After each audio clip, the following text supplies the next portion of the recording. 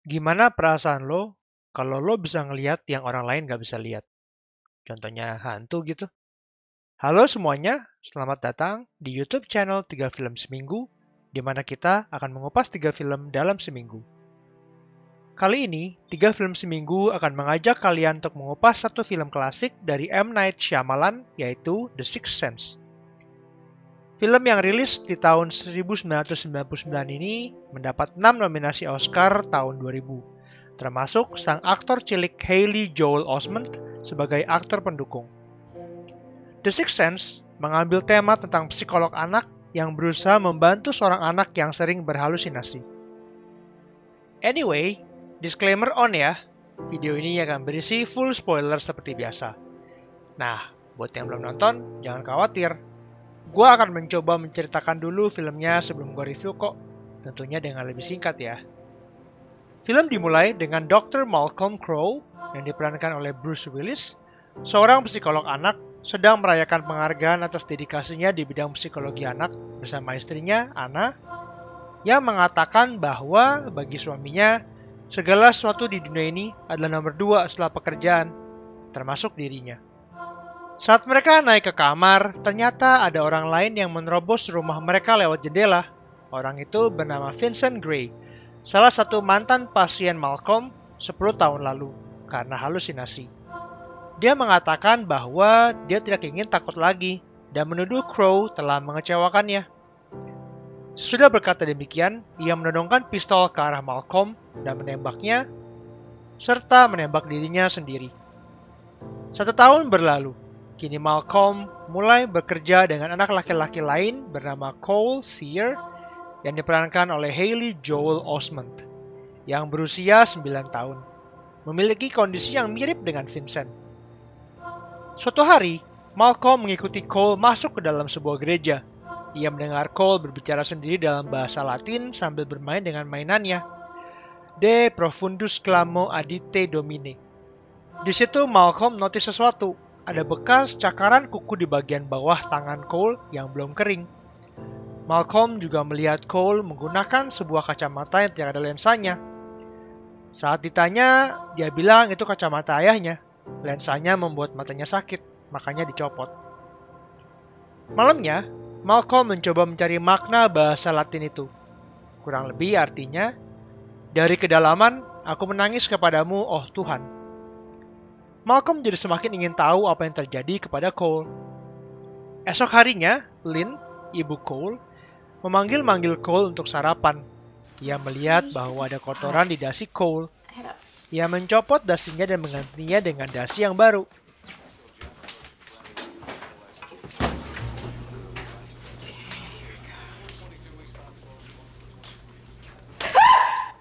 Saat ia kembali, ia kaget sekali. Semua lemari di ruang makannya terbuka. Lalu Cole berangkat ke sekolah dijemput oleh Tommy. Namun, Lynn notice sesuatu. Ada bekas telapak tangan Cole di meja yang perlahan menghilang. Sepulangnya dari sekolah, sudah ada Malcolm sedang duduk bersama ibunya. Lalu Lynn pergi membuatkan Cole makanan. Malcolm mencoba mengajak Cole berbincang-bincang, namun Cole sedang tidak ingin berbicara. Akhirnya Malcolm mengajaknya bermain. Jika Malcolm berhasil menebak pikiran Cole, Cole maju selangkah. Jika tidak, ia mundur selangkah. Dan jika ia mencapai tempat duduk, maka ia harus duduk dan mengobrol dengan Malcolm. Jika sampai di pintu, maka ia boleh pergi. Permainan dimulai. Malcolm menebak. Dulu, saat orang tua Cole bercerai, ibunya pernah ke psikolog, namun tidak berhasil. Jadi Cole tidak yakin Malcolm bisa membantunya. Cole maju selangkah. Kedua, Cole takut Lynn telah membuka rahasianya kepada psikolognya. Cole maju selangkah lagi. Ketiga, Cole punya rahasia tapi ia tidak mau membukanya kepada Malcolm. Cole kemudian maju lagi. Pertanyaan keempat, jam tangan yang dipakai Cole adalah pemberian ayahnya sebelum dia pergi. Namun, Cole mundur selangkah. Dia bilang, ia menemukan jam tangannya di laci karena rusak. Pertanyaan selanjutnya, Cole adalah anak yang pendiam di sekolah. Namun sebenarnya dia anak yang baik dan tidak pernah punya masalah. Kemudian, Cole mundur selangkah lagi. Ia bilang ia pernah terlibat masalah karena menggambar seorang pria yang ditusuk lehernya dengan obeng. Kemudian Malcolm bertanya lagi, apakah ia melihat itu di TV? Cole mundur selangkah lagi. Ia melihat hal itu secara langsung. Kini, giliran Cole yang bertanya kepada Malcolm, apa yang sedang Cole pikirkan? Malcolm menjawab bahwa ia tidak tahu apa yang dipikirkan Cole.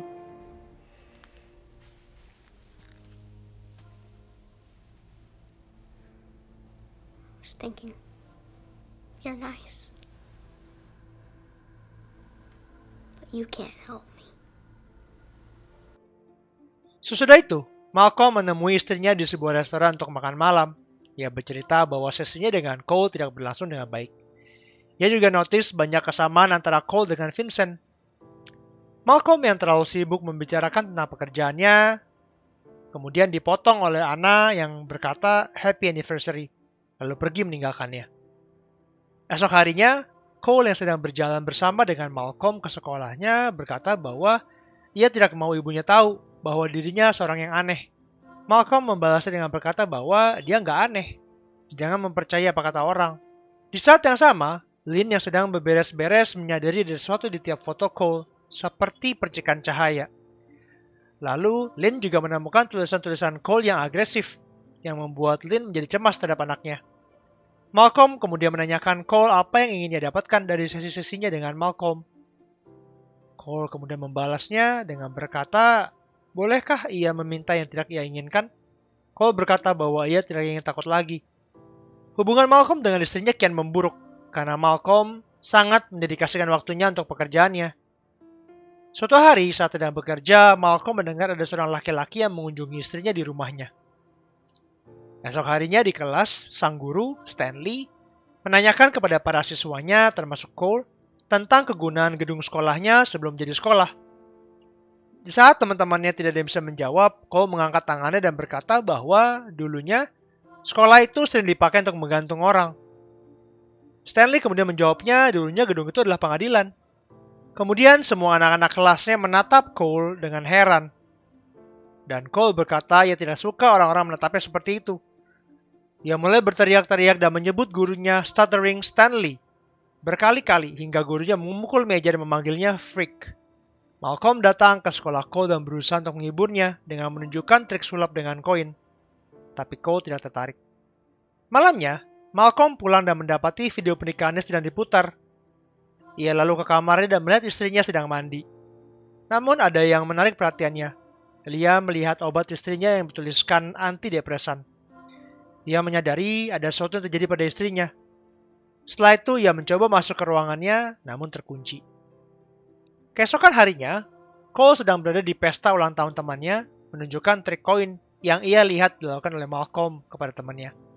Namun temannya juga berkata trik itu bodoh.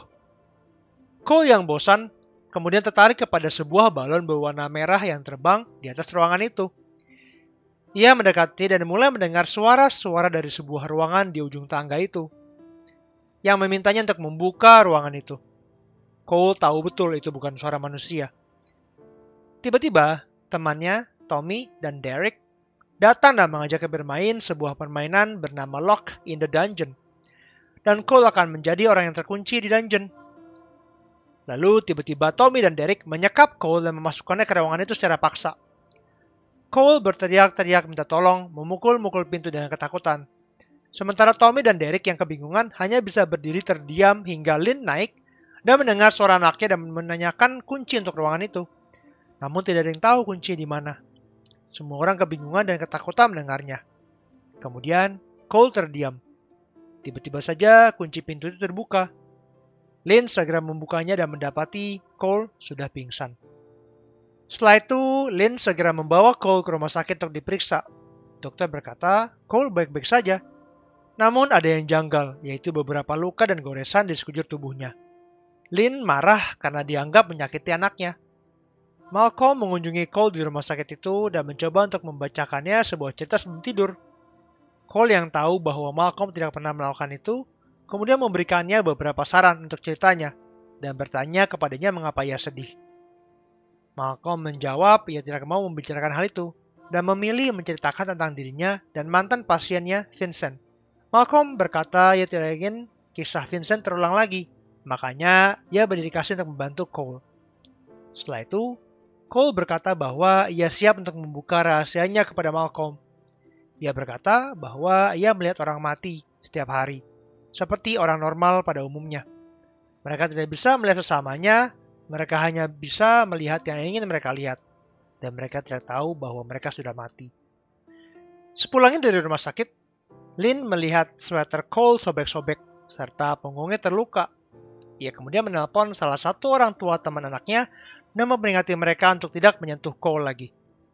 Cole terbangun di tengah malam karena ingin buang air kecil. Ia takut sekali karena ibunya sudah tertidur. Namun, karena ia sudah tidak tahan lagi, ia berlari ke kamar mandi dan segera buang air kecil. Temperatur ruangan menurun.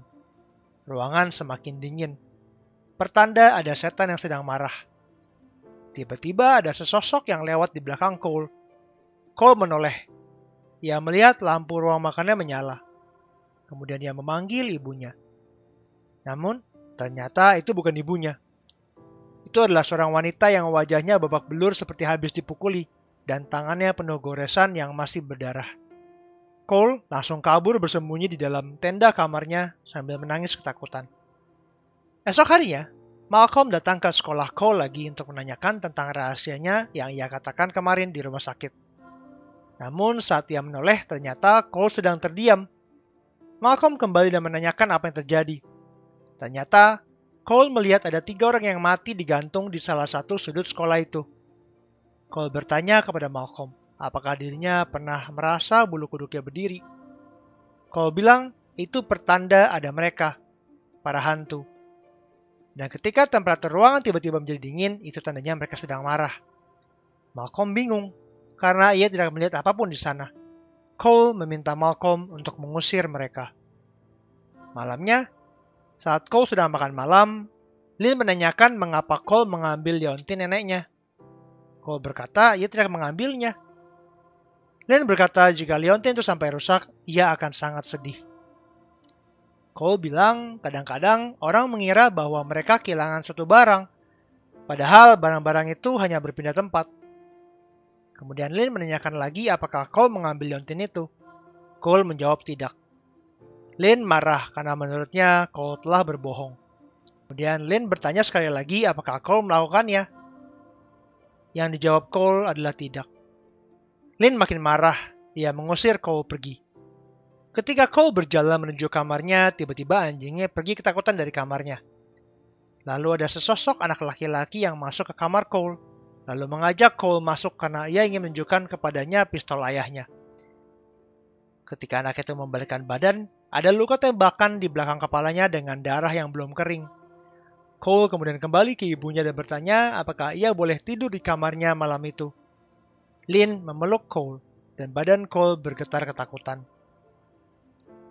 Esok harinya, Malcolm berkata kepada Cole bahwa dirinya harus berhenti menangani Cole, karena ia mau lebih banyak menghabiskan waktunya untuk istrinya. Cole sangat sedih karena ia tahu Malcolm mempercayai dirinya. Cole menangis dan memintanya untuk terus membantunya. Namun Malcolm tidak berkata apa-apa. Sesudah itu, saat Malcolm mengecek file rekaman lamanya saat ia berbincang-bincang dengan Vincent, ia menyadari sesuatu yang aneh. Ia membesarkan volumenya dan mendengar ada suara-suara dari bahasa Spanyol. Yo no quiero morir berkali-kali, yang berarti aku tidak mau mati. Esok harinya Malcolm langsung mencari Cole lagi dan mendapatinya sedang berada di gereja. Ia kemudian bercerita tentang apa yang barusan ditemuinya, dan berasumsi bahwa mungkin saja para hantu itu datang kepada Cole karena ingin meminta tolong kepadanya. Malcolm meminta Cole untuk mendengarkan para hantu itu.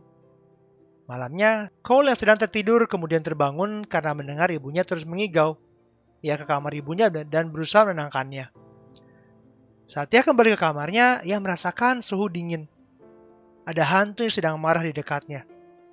Ia bergegas memasang kembali tenda merahnya dan langsung masuk. Namun, hantu itu berhasil masuk sambil menangis dan memuntahkan sesuatu. Cole yang ketakutan langsung kabur. Namun, ia teringat kata Malcolm. ia harus mendengarkan hantu itu. Kemudian ia kembali ke kamarnya dan menanyakan hantu itu apa yang terjadi. Esoknya, Cole dan Malcolm pergi ke rumahnya. Namanya Kira. Ia mempunyai seorang adik dan ia baru saja meninggal karena sakit. Cole masuk ke kamarnya dan menemukan bahwa Kira sedang bersembunyi di bawah kasurnya. Kira memberikan Cole sebuah kotak dan memintanya untuk memberikannya kepada ayahnya. Kemudian, Cole memberikan kotak itu kepada ayah Kira yang berisi sebuah tape. Sambil menangis, ayahnya menonton tape itu dan menemukan fakta bahwa istrinya yang selama ini memberikan Kira cairan pembersih lantai. Istrinya lah yang selama ini membuat anaknya sakit.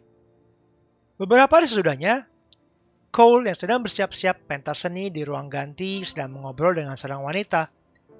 Stanley memanggil Cole saatnya ia tampil, lalu bertanya, Cole sedang berbicara dengan siapa? Ternyata wanita itu adalah hantu yang tewas terbakar di situ. Cole tampil sebagai Arthur di pentas seni dan berhasil mencabut pedang yang tertancap. Semua anak di situ senang dan mengangkatnya tinggi-tinggi. Sesudah itu, Cole berkata bahwa ia punya ide untuk Malcolm supaya ia bisa berbicara dengan istrinya. Caranya adalah dengan berbicara dengannya saat ia tidur. Malcolm lalu bilang bahwa mungkin ini saatnya untuk ia berbicara tentang rahasianya kepada ibunya. Kemudian mereka berpisah.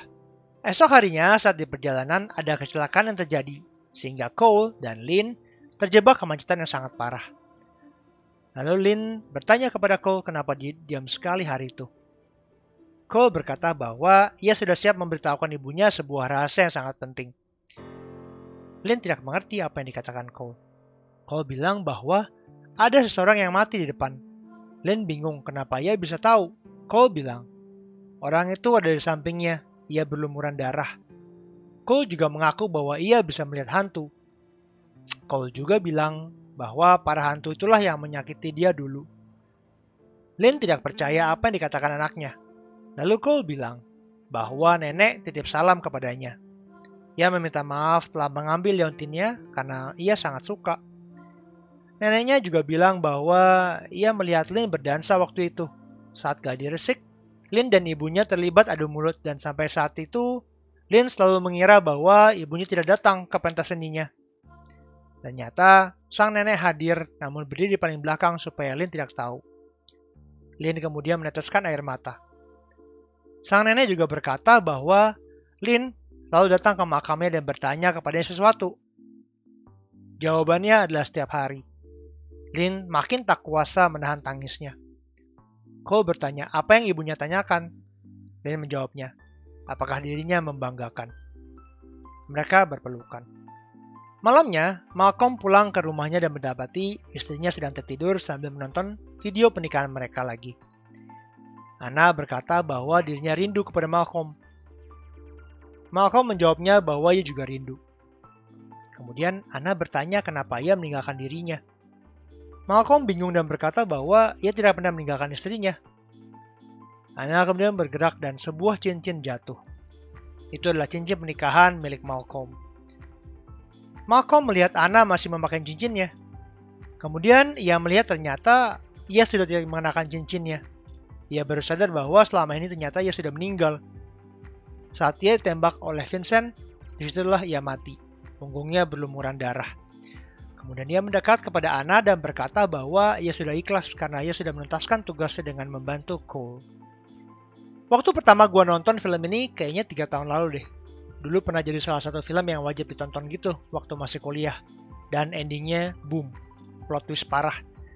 Ternyata selama ini Malcolm itu hantu.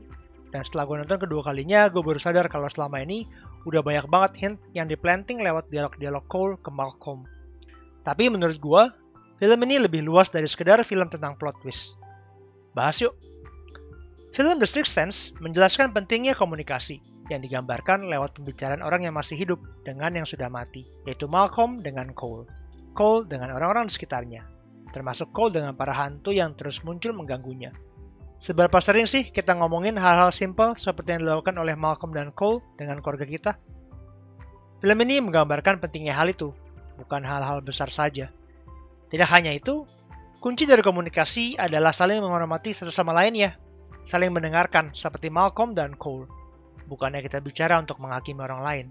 Di film ini, M. Night Shyamalan juga menggunakan warna merah untuk hal-hal yang penting, yaitu gagang pintu ruangan Malcolm, baju Anna saat anniversary dinner, tenda di kamar Cole, tulisan-tulisan Cole, sweater Cole, balon, karpet tangga, membungkus hadiah, lampu dari dalam tenda Cole saat dia bertemu dengan Kira, baju yang dipakai oleh ibunya Kira saat pemakaman, motif yang ada di kotak Kira, dan terakhir, batu yang ada di pedang Arthur. Salah satu hal yang unik dari film ini adalah dialog Cole tentang hantu yang They only see what they want to see. mereka hanya melihat apa yang mereka ingin lihat. Dialog itu menempatkan kita, para penonton, sebagai sudut pandang hantu. Kita mulai diberikan penglihatan tentang hantu-hantu ketika Cole membuka rahasianya kepada Malcolm di rumah sakit.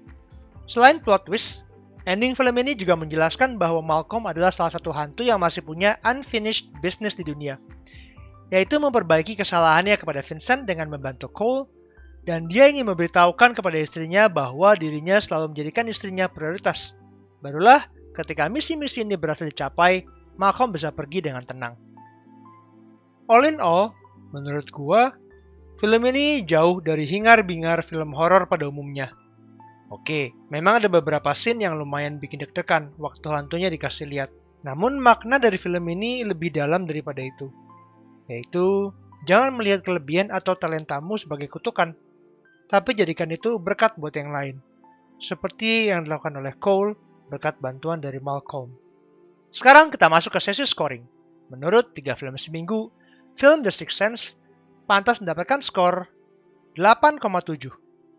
Sekian review film The Sixth Sense. Terima kasih sudah menonton 3 film seminggu review film episode 20, The Sixth Sense. Jangan lupa like, subscribe, dan nyalakan notifikasi supaya nggak ketinggalan kalau ada review film lainnya. Sampai jumpa di episode selanjutnya. Kita akan membahas film yang nggak kalah seru, yaitu Fight Club. Thank you!